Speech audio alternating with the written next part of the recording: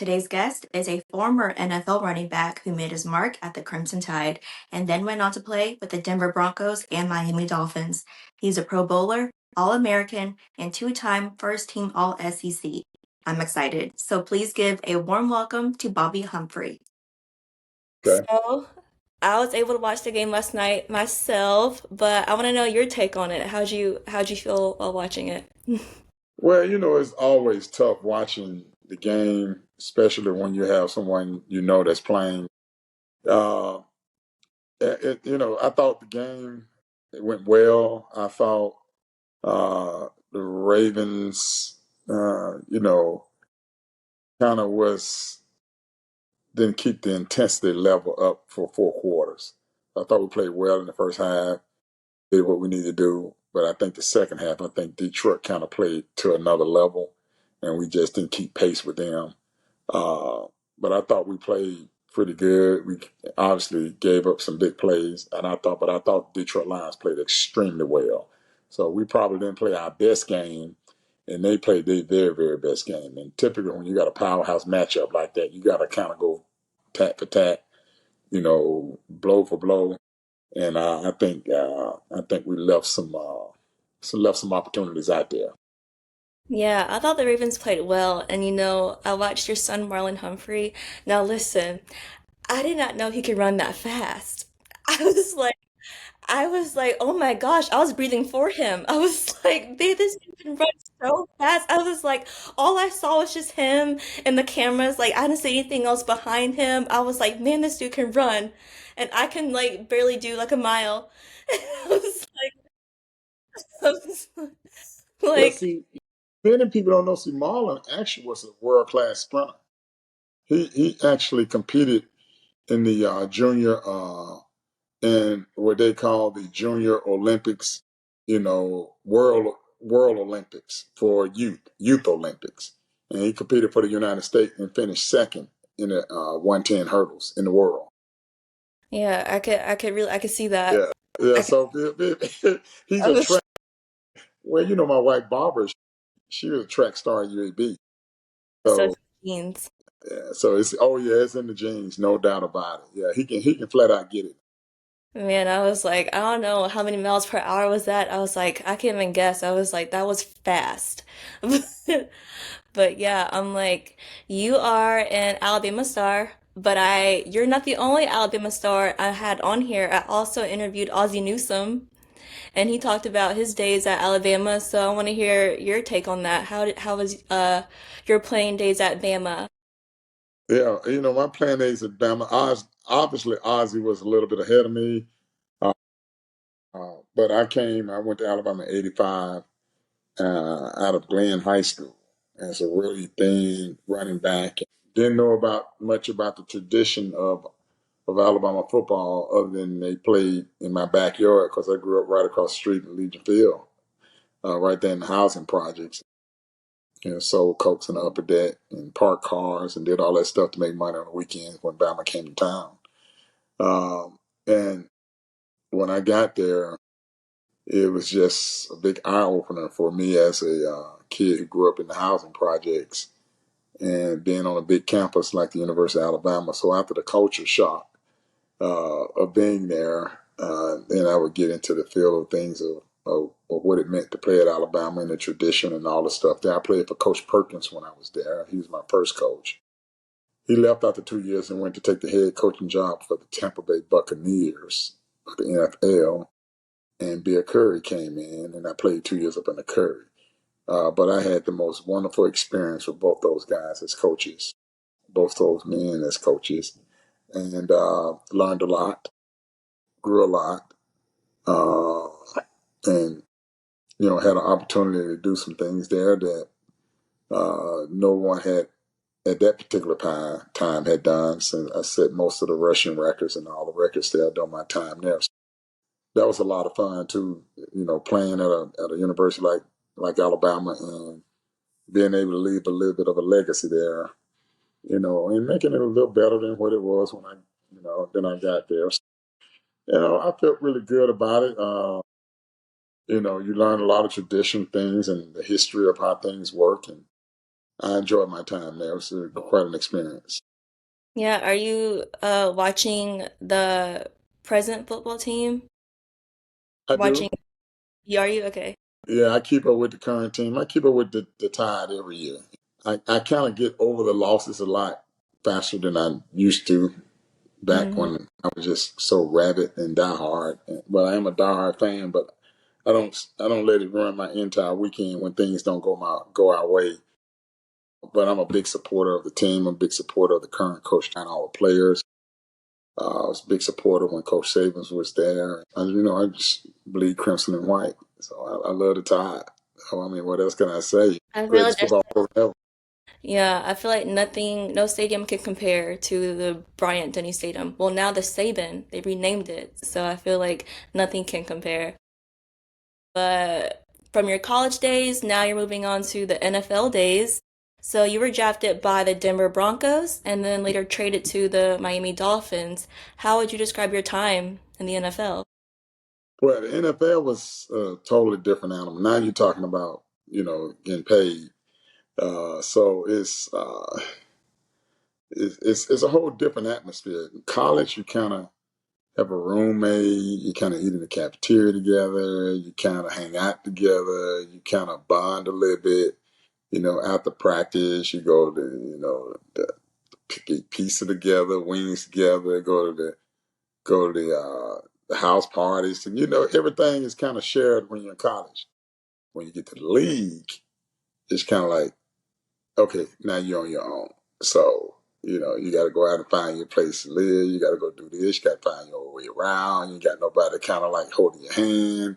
You got to go sign leases now, apartments or houses or whatever you're doing there. You got to go find a car. All the things that you have to do from a business standpoint because now it's no longer collegiate sport. It's professional sports. And you actually now you're paying income tax, large income tax, which means you get a pretty good.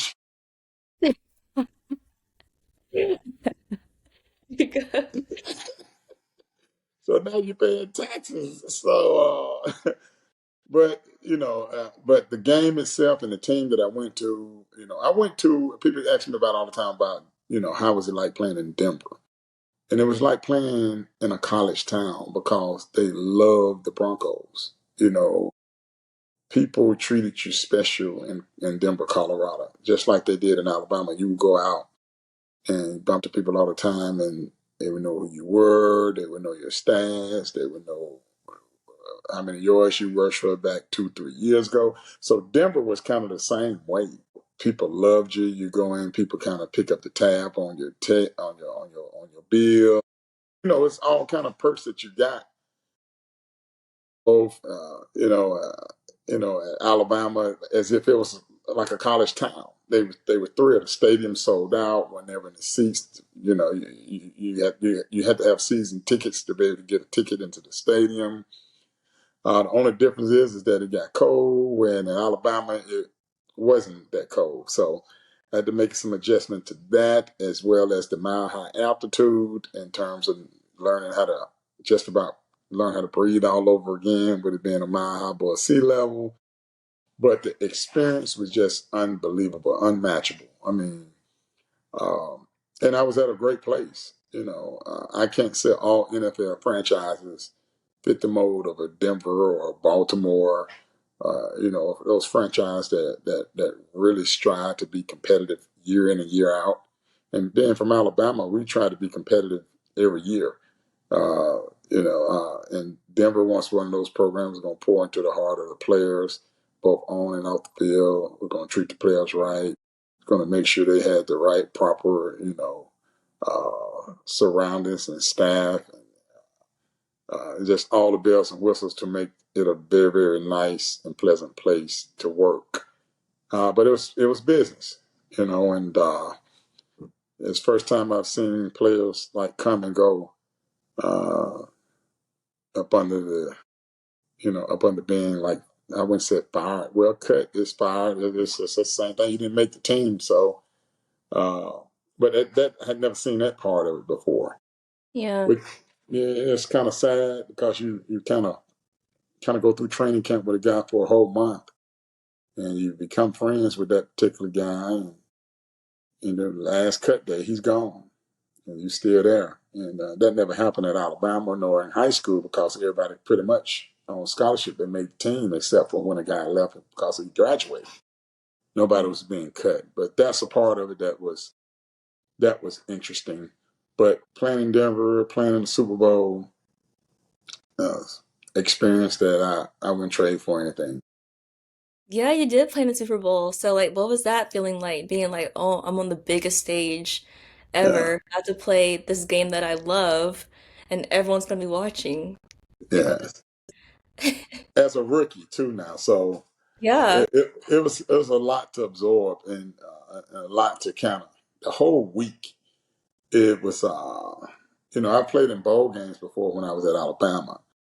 But a bowl game is just a bowl game if it's not the national championship game. It's just a bowl game where you spend a week in another city. Like for instance, El Paso when we played in the Sun Bowl that was hosted in El Paso, Texas.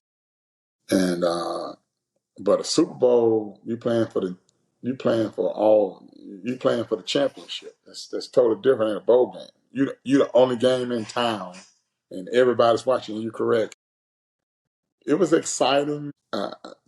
Looking back over it now, I appreciate it a little bit more than I did then. And I think it had a lot to do with the fact that, maybe I wasn't, you know, really taking advantage of the opportunity that we had reached the Super Bowl. I was just playing the game and playing the game and playing the best I could and never really thought about the moment that I was in. And, Mm, that's a big time moment when you're talking about making it to the Super Bowl. I mean, you got 32 teams. Only two teams, make it to that last game, and that is very big time privilege and great accomplishment. And the only thing I regret is that I didn't treasure it a little bit more. But now I look back over it, and that was a pretty big deal. I never made it back there. 5 years in the NFL, I only played the Super Bowl once, and I played in three AFC Championship games, one game away from getting there. So yeah, it's very special when you make it there. We were in New Orleans. mhm. Obviously, we played against the San Francisco 49ers, so the outcome wasn't what we would like to have been. But that was only because San Francisco 49ers was just loaded, and I think they only lost maybe one or two games that year. But they was pretty good with guys like Joe Montana, Jerry Rice, and Yeah. John Taylor, all the guys that they had on their team. But we did make it there. We didn't have a great outcome, but it was quite an experience in New Orleans. That was my first time ever going to New Orleans as well. First time ever. So Really? that was my first time ever, my rookie year. Yeah. Did you ever like go out to eat or like try like the what is it, the gumbo, the beignets, like did all the fun things? I think that may have been the problem. I did all the fun things and ate at all the good places. Maybe I exerted too much energy being in New Orleans.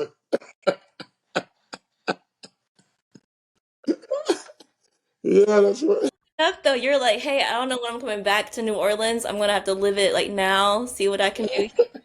Like, Wait a minute. The only reason I was there was to play a football game. That's what I should have. That's what I'm saying. I forgot about that part of it. Yeah, yeah. I went there to hang out and eat gumbo and seafood and beignets and. Uh, hey, I've but yet to try beignet yet. I haven't tried one yet. oh, oh, great, great. They do Really? it. They do it. They do it. They do it good down there. It can't be duplicated the way they do it. But yeah, it was a great time there. So, and I had the opportunity to go to the Pro Bowl and made All Pro. That was when the Pro Bowl was hosted in Hawaii. So, guys really look forward to it because you had a free trip for you and a guest and your family to Hawaii. Uh, so, yeah, so my wife and I, we went over to Hawaii and we enjoyed the Pro Bowl. And I got a chance to meet a lot of the guys that I admired, that I watched, my high school and college days, watched them in college, guys like Eric Dickerson and Bo Jackson and all those guys that were great running backs that were there for the Pro Bowl. So that was the cool thing, being around all those guys. That's very cool. Like getting like to meet up with like your old the people that you admire, like you said, and just being around that type of energy. So yeah, I think that you're smiling while thinking about it, so I know it was a good time. But yeah, because Marcus Allen was a guy I idolized myself out there when he was at USC, and I Yeah. was in high school. Because Marcus Allen, they used to run that toss sweep, and Marcus Allen was a smooth running back. Uh, that was my idol right there. I was tall, slim, and I kind of glided just like he glided. I wanted to be the Marcus Allen. Being in the same huddle with him and on the same team with him was pretty cool. It's pretty cool. All right, Bobby. NFL play, you'll always remember. NFL play, I will always remember. Oh wow, I've never had that question asked before.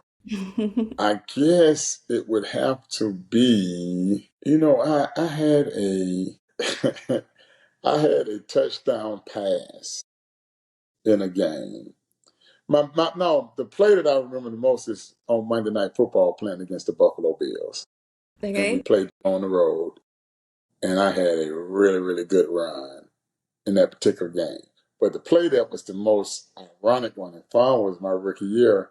I throw a touchdown pass. It was a halfback pass where John Elway gave me the ball and I rolled out and I threw it to my teammate who was also a rookie, Melvin Bratton, and I throw him a touchdown pass in the end zone, perfect pass. And I'm not a quarterback. I can't throw. I don't know what got into me that day.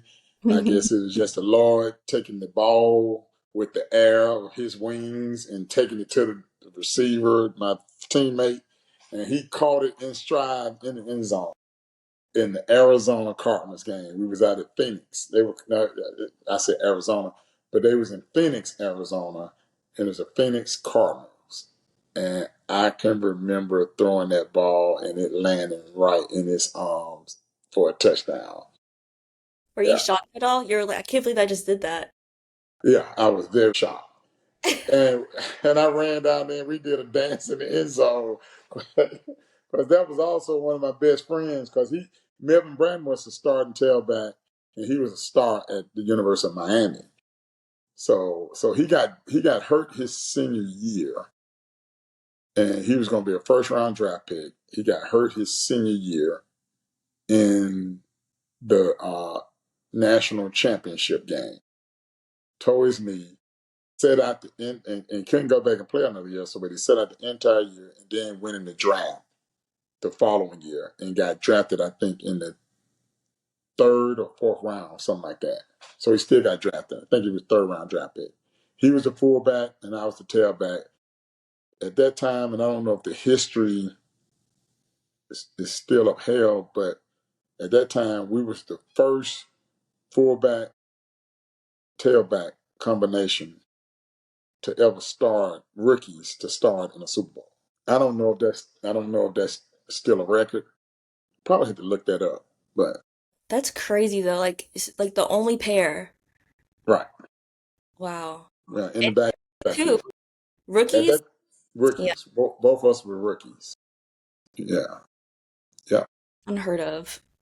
Unheard of. Like, I don't know. I haven't heard anything yet about it, but I'm gonna have to look it up. And if it is, Yeah. I'm like, yep, only It, one. it I mean, I don't know if anybody else has ever done it, but typically nowadays you typically don't draft a fullback and a tailback Mm.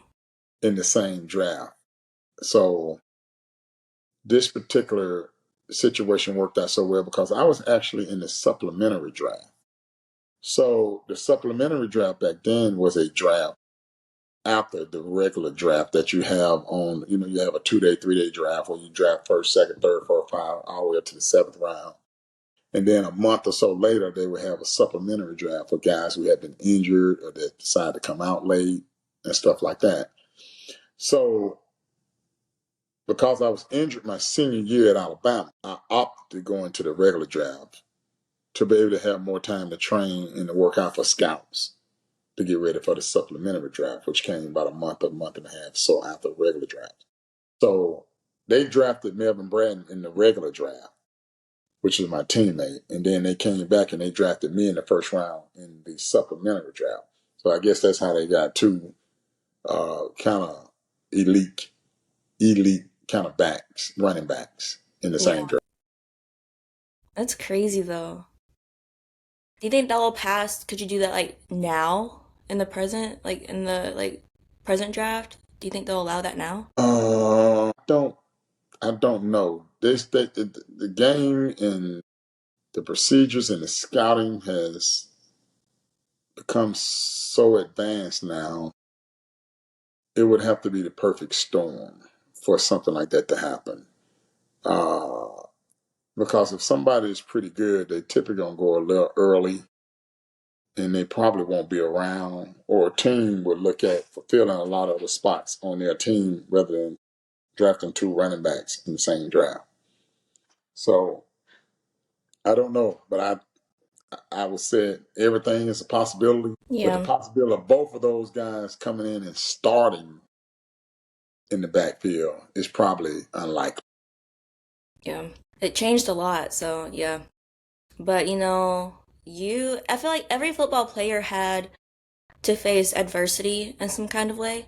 So you had your moments, and I want to know how'd you get through those tough times, and like what made you like still what motivated you still to continue doing like your thing, and even though you had criticism and you had setbacks, like what helped you keep going?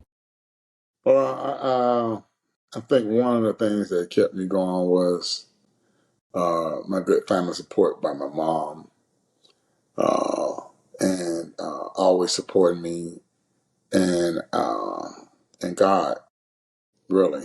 I think even when I was going through some hard times off the field, I think God was just looking out for me and protecting me and kind of guiding me along the way to help me get through the things that I found just an inner strength. And I went through some things where, well, when I got hurt my second time, I thought my career was over when I broke my foot the second time at Alabama. And I can remember being in the hospital thinking my career was over with. And a good friend of mine said, "No, Hunt, it's going to be okay. They're going to get you fixed up and you're going to be all right." They gave me comfort there. So I had some good friends you know, that dropped the nugget every now and then, to kind of keep me motivated. And I just had some pride about recovery and getting back on the field, and I just had that get up and go about myself. So along with some prayers and some family and friends support, and along with I think my will to kind of achieve and to get back on the field and get back on top, uh, really helped that. Had some coaches along the way too, high school coaches that were very instrumental. I can remember my high school track coach, Miss Thomasine Ford, Coach Ford, who helped me out a lot, challenged me all the time, even in high school and even when I was in school, always challenging me. Challenging me. You got to do this. You need to do this. You got to do this. You got to do that. Do this. Don't let nobody stop you. Keep going. All those kind of things that she poured into my life. So it's just a combination of a lot of people that were in my life at that time, along with the support of the church and a lot of prayers. I think what really got me through. And and and now that I'm older, challenges don't seem to stop. They still come in a variety of ways. And now I'm really good and anchored now in the Lord. So I can get on my knees and pray to my God, to myself, and He'll send a word to me too. Uh, so you're never going to be without challenges. The Bible said, "Man born of a woman is a few days and full of trouble," which means we're going to have some trouble at some point in time. Our life is all about overcoming it and knowing that trouble don't last always. You got to get to the next stage in life. Yeah. I feel like even though I'm young, so I shouldn't have that many troubles, but I feel like with me, it's mostly of just it's mind inflicted. So I pray to God to help me to get to my mind before I do, because like I am so quick to just overthink a lot of the time. and that puts me in a little in a downward spiral. So yeah, that's like the main challenge that I have going through like on a daily basis of just trying to not let my mind take control. So yeah. And the mind is a very, very powerful thing, and uh, sometimes some good things can be planted there, and then sometimes some things can come in and try to uproot the good things that are planted there. And you're right. Everything begins upstairs. You know how you challenge yourself, how you move forward, how you overcome things. And, you know, you just live long enough. I know you're young, but you live in the length of time. There's going to be some things coming your way, some hardship. You know, you're in line for something, and somebody obviously, for some reason, you know, bump you out of line.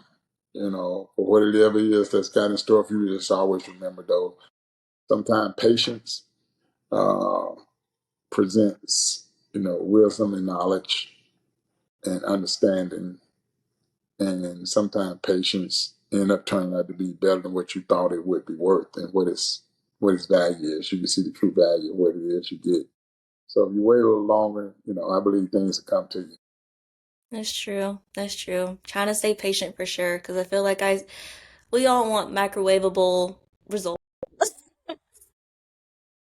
We do, we do. That's the society where everything is fast food. We want it now.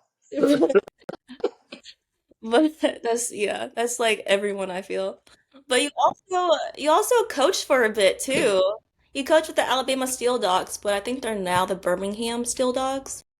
Well, no, it was the Birmingham Steel Dogs, but it was arena. It was arena football. Okay. So you got the Birmingham Stallions now, which is the Yeah. XFL.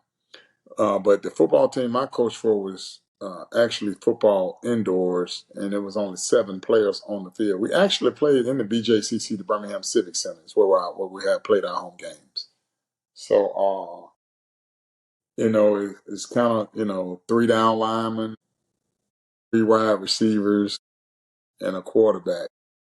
You know, you only have 8 men on the field, so to speak. You know, and it was a fun sport. I did that for about 6 years. We played for a national. We played for Arena Two Cup championship, but we ended up losing to Pure Pirates. Yeah, yeah. Ended up being the winningest coach of all time there, and I thought my career was going to go into coaching. But I started having a lot of children, so I have 5 children. They all played sports in college.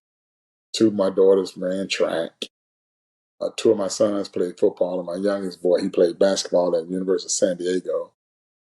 Uh, and I enjoy kind of mentoring and cultivating them to kind of reach the goals that they were trying to reach. All of them kind of want to play professionally, although only one did, and that's Marlon, my son, who we were talking about earlier about the Ravens. Uh, you know, he went on to play with the Ravens. My youngest son tried out for a couple of G League teams and went to some camps and all that there, but it didn't pan out what he wanted to pan out, what he wanted to be. But you know, he's in coaching now, so I'm thinking he's still fulfilling the dream that he wanted to be around sports. So we are a sports family. Yeah. My wife ran track at UAB. My oldest daughter ran track at UAB. My youngest daughter ran track at LSU. And, my oldest son played football at Arkansas, and then he transferred to UAB and finished his career at UAB. I tell people all the time, I'm tremendously blessed, and God has found a way to financially bless me because I didn't have to pay for college for any of my kids. They all were on full scholarships, so and they all graduated. So that was a blessing because I know how expensive it is now to put a young person through college. It's so expensive. Yes, it's Yeah, but it's like an everything fee. an everything fee. It's an everything fee. Fees for everything. Everything. Like it's like what? You have an on-campus fee. Like you have you have a parking fee. It's food, fee, whatever you call it. It's just everything. I'm like, well, dang, okay. But Yeah. yeah, And I would imagine at the end of the month, when all that adds up, you got to pay for all that. There, it comes to a nice amount. So, yeah, it does. But my friends told me about that. I didn't have to go through that problem because my dad was in the military. Uh, Um, yeah. I'm very blessed. My dad was in the military, but I'm heard from my yeah, peers. But yeah. yeah, So yeah, I'm yeah, blessed. Yeah, I'm blessed. My wife and I, because we didn't have to do that because they all were athletic, could run and jump and catch, and so they had some good athletic genes that kind of paved the way for them. So, yeah.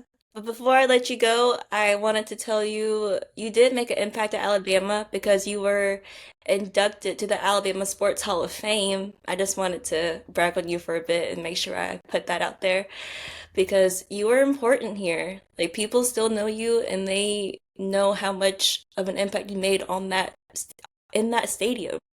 So yeah, yeah, you're awesome.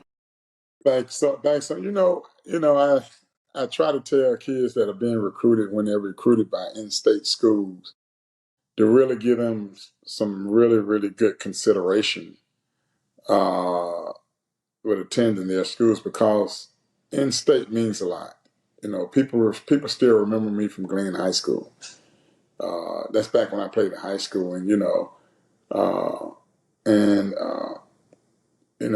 I made the perfect choice by going to the University of Alabama rather than going somewhere else out of state. Because now I'm entrenched in the community. People still remember who I am. People understand what I mean to the university, and not only to the university, but like you said, to the state. I got inducted into the Alabama Sports Hall of Fame, so people know me as a Hall of Famer. It just worked really good because I do believe, sports is a very, very small window, and once the window shuts and it's closed, it's over with. So now, uh, what do you do in the next phase of your life? All the people that have watched you over all the years, they know who you are. They know you one of theirs. They know you're Alabamian. And it means a whole lot. I'm not saying that you can't do the same thing, replicate the same thing, be successful at a little school. If you was to go out to California, but you go to California, you play ball out there. Yeah, people know you were great in high school, but somewhere along the line, you kind of lose a little bit of steam because nobody really knows, you know, what you're doing out there, on a different time zone. And but you kind of get missed. So, uh, not saying don't go to where you want to go, but always consider and give your home state schools great consideration when you do make these choices. Yep, for sure. So let's keeping you busy. Well, I tell you what I do. I'm employed by Bryant Bank, so I'm Senior Vice President of Business Development for Bryant Bank. And along with that, and along with trying to catch as many Ravens games, Alabama games in the fall, which has become a big time hobby of mine. I've become a big time football fan now of college and pro football. So I'm checking the highlights and checking the scoreboards and checking games and just all weekend long. So when the season rolls around, but most importantly, Bryant Bank is my full time gig, and that keeps me pretty busy with helping people kind of fulfill their financial dreams and try to get to where they're trying to get to. I believe that in order to get to what I want, it's the best way to help somebody what they want. And sometimes not even about what I want, as long as the person I'm helping can feel good and have a smile on their face by getting to their goal and reaching the things that they need to reach in life. So that's what makes me happy. Hey, that's awesome. Thank you so much for taking the time out to talk to me today. I had a blast. You kept me laughing for sure. This was so fun, and I hope I can see you in person one day and we can do this again. You were great. We'll make it happen. Thanks so much, Heather. Thank you. You have a great one. All right, you too. Bye.